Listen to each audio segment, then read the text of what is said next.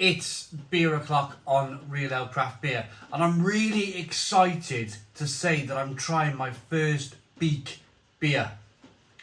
Beak Brewery beer. I'm really excited for this. This is called Parade. It's an IPA at 6% ABV in a 440 milliliter can.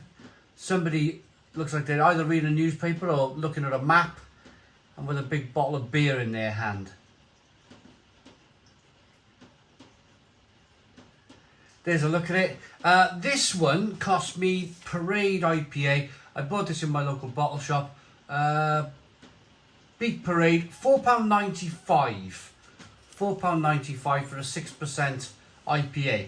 That seems pretty good, doesn't it? And they are based in Lewis. Let's get the beer out into a glass and see what we get. I've heard all about this brewery.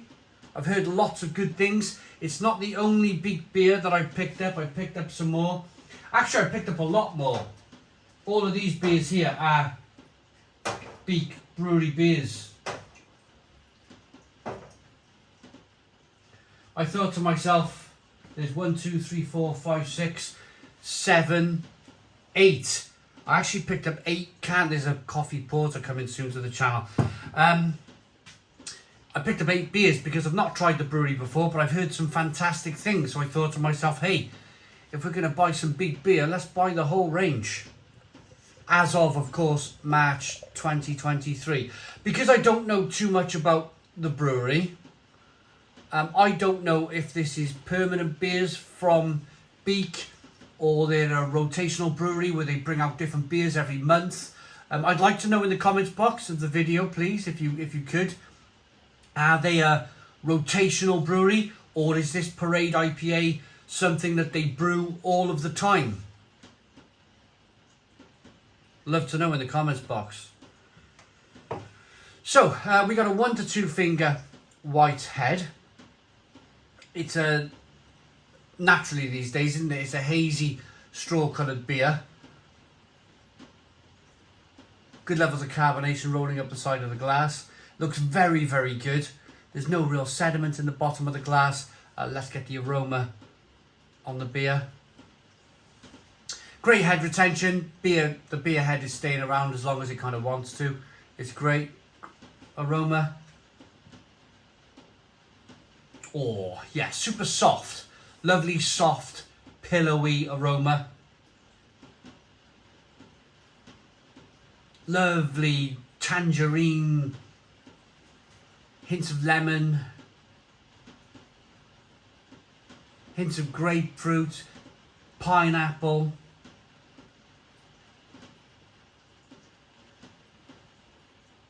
You can almost, now I don't know if it's lactose or oats, but you can almost get you can almost smell the body of the beer. You can almost smell the oats or the lactose, either or. I'm going to say oats. I'm going to take a gamble on oats. We'll have a look at the ingredients later on. But let's get into it then. Let's try our first ever Beak beer. Cheers.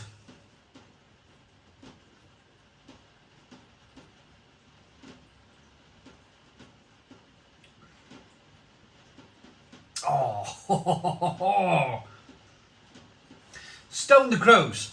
Stone the Crows. What a terrific beer this is. Wow. Really lovely. That pillowy kind of creaminess that I got in the aroma from the oats or the lactose. Should we have a look? Should we get this bit out the way? Our house IPA combines London fog yeast with 3 of our favourite hop varieties, Citra, Mosaic and Idaho 7, resulting in fruit bubblegum, flavours of mango, orange peel, pineapple and ripe flat peaches. Water, malted barley, malted oats, malted wheats, and hops. So it is oat, malted oats in the beer then. So to be honest with you, I would prefer that. I would prefer oats to lactose. I'm not a massive fan of lactose. I suppose I would be in an Imperial Stout or an Imperial Porter, but not in IPA. I think we went through that fad about 2 years ago where breweries were brewing with making lactose IPAs, and I don't think they really kind of took off. I don't think that people really kind of wanted that style of beer. It was more like an oil slick. But this thinking about it now, and I'm not a magician. It's very difficult actually to be able to differentiate between the aromas of lactose and oats in a beer. It's a feeling you get when you get the aroma and you drink it. It's that kind of creamy, rich feeling and taste. I'm really pleased it's oats. It's really pillowy, really soft, drinkable. A little bit of carbonation pushes the beer round the inside of the mouth. They took peaches, yeah, definitely peaches, mango. I'm picking up a little bit of grapefruit and lemon. It's fantastically drinkable. It's terrific beer. So this is their house IPA. So my dad uses this word. So what a brewery means by house, it's a very polite way of saying like their standard bitter or their standard lager. So my dad will go into a pub. If it's a youngster behind the bar, he doesn't use the term. But if it's an older gentleman behind the bar of the kind of same age, he will use the term. He will say, "What is your house bitter?" or "What is your house lager?" And that generally means it's a polite way of saying, "What's your cheapest bitter? What's your cheapest lager?" So it's also, it might be what they brew all of the time. In this case, it might be not their cheapest beer, but it might be what's available all the time. This is, you go to Beak's house, you go to their brew pub, if indeed they've got one. Again, that's another comment. Comment in the comments box. Do Beak have a brew pub? And then you would see this beer on all of the time. Because I'm a bit of a creature of habit myself. I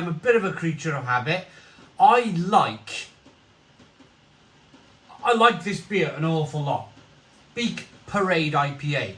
If I was living in the area of Lewis and I was drinking in their tap room, if indeed they have one, then I like to know that there's a beer that I can always fall back on.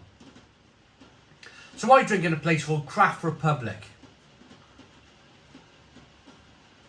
And Craft Republic has a variety of beers, 20 different taps on, but they always have their own Craft Republic lager and Daya Steady Rolling Man. They have Daya Steady Rolling Man for two reasons. The first reason is the owner absolutely loves it. Hello Tim, if you're watching. And secondly, it's familiarity. So if I go there and I don't like much on the menu, which, I mean, that's going to be a very, very rare thing. But if there's nothing on the menu for me, then I know that I can fall back on Steady Rolling Man. Job done. I'm happy. I'm not going to want to go somewhere else. I'm going to stick there. And I think that's really important. So, what are the odds? That's one of the next beer, or laugh at the odds. What are the odds that I've come across a beer here from Beak? I've started off, just picked up the can, and I've picked up their house lager. I've picked up their house IPA that is more or less always brewed at the brewery. And it is splendid. Fantastically drinkable, soft, pillowy, wonderful IPA. Little bit of sweetness from the malt to begin with. You do pick up a little bit of that light malt, crispy maltiness. A little bit of sweetness there. And then you get the smallest amount of bitterness on the back end. But what a beer. What a beer. I'm really pleased that I've tried a Beak beer. And I've heard so much about them. I've got a lot to try. Porters, different variety of IPAs there. We got a double IPA there called Wool, 8.5%. That'll be coming to the channel soon. But yeah, I'm going to rate this.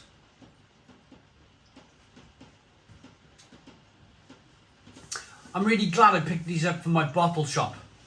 For the price point, for that £4, we did say £4.95. For the £4.95, I think that's a terrific example of a really good IPA. And I'm very happy to pay £4, more or less £5 for the can.